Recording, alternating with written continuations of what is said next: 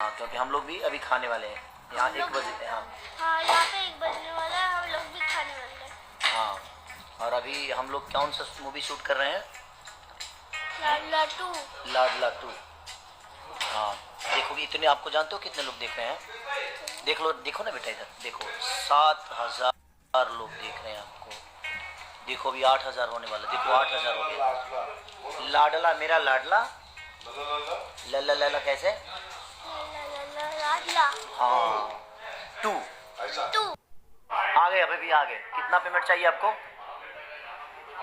50,000। 50,000। देखिए आपको काम कराना है ना, तो 50,000 पाउंड देना पड़ेगा आपको। नहीं, 500 पाउंड। हाँ, ऐसी एक्टिंग करेंगे बोल रहे हैं वो।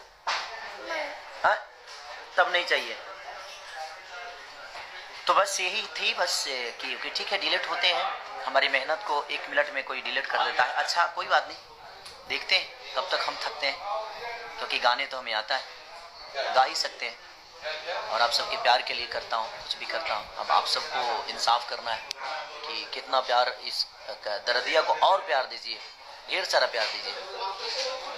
और ठीक है, भोजपुरी समाज को और भोजपुरी भाषा को आगे बढ़ाने की एक कोशिश है कि हम सब मिलकर भोजपुरी भाषा को बड़ा करें, भोजपुरी समाज को बड़ा करें। और इस कोशिश